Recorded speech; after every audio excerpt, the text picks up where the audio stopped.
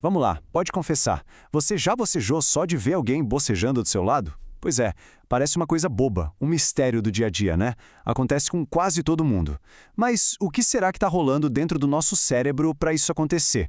É isso que a gente vai desvendar agora. É batata. Pode ser no trabalho, no ônibus, em casa, vendo um filme, alguém abre aquele bocão e pronto. De repente vem aquela vontade que você simplesmente não consegue controlar de bocejar também. É quase como um reflexo, sabe? Uma coisa social. E sim, a ciência tem um nome para isso. E não é coisa da sua cabeça. O nome oficial do fenômeno é exatamente esse, bocejo contagioso. E o mais legal é que ele revela uma conexão social super poderosa que tá, programada lá no fundo do nosso cérebro. Tá, mas como é que isso funciona na prática? Por que ele se espalha? Pensa comigo, é como um efeito dominó. Uma reação em cadeia mesmo. Um gatilho que vai passando de uma pessoa para outra sem que a gente nem se dê conta. É exatamente como na imagem. Uma pecinha cai e leva a próxima junto. E olha que curioso. Essa coisa de contágio não acontece só com o bocejo não. Sabe aquela crise de riso que pega todo mundo?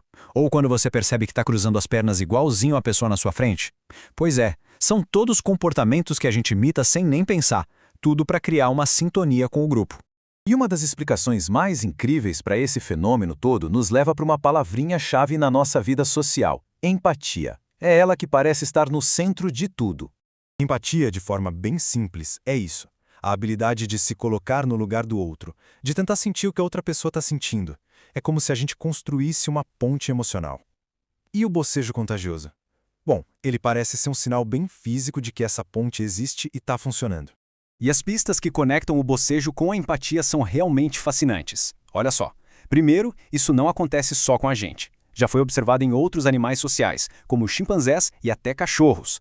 Segundo, em crianças esse contágio só começa a aparecer lá pelos 4 anos, que é justamente quando a capacidade de entender as emoções dos outros começa a se desenvolver.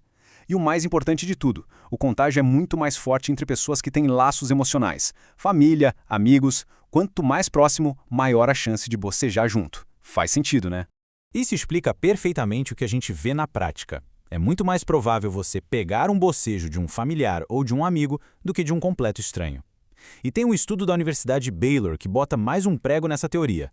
Eles descobriram que pessoas com traços de psicopatia, que geralmente têm uma empatia bem baixa, são bem menos afetadas pelo bocejo contagioso. É uma evidência bem forte, né? Certo. Então a empatia ajuda a explicar o porquê social da coisa. Mas, e o como? O que está acontecendo lá dentro da nossa cabeça? Agora a gente vai mergulhar no cérebro para entender como ele comanda essa ação de forma tão automática. É que o nosso cérebro tem uma tendência natural de espelhar o que os outros fazem. É um negócio chamado efeito camaleão. Sabe quando você está conversando com alguém e, sem perceber, começa a imitar a postura da pessoa ou até pega um pouco do sotaque dela? É isso. Uma imitação que acontece no automático para gerar conexão. E quem são os responsáveis por essa mágica toda? São eles, os famosos neurônios espelho. Pensa nessas células como, os espelhos mesmo. Elas disparam do mesmo jeitinho tanto quando a gente faz uma ação, quanto quando a gente só observa outra pessoa fazendo. São a base de tudo, da imitação, do aprendizado e, claro, da própria empatia. E a ciência já conseguiu até mapear onde isso acontece.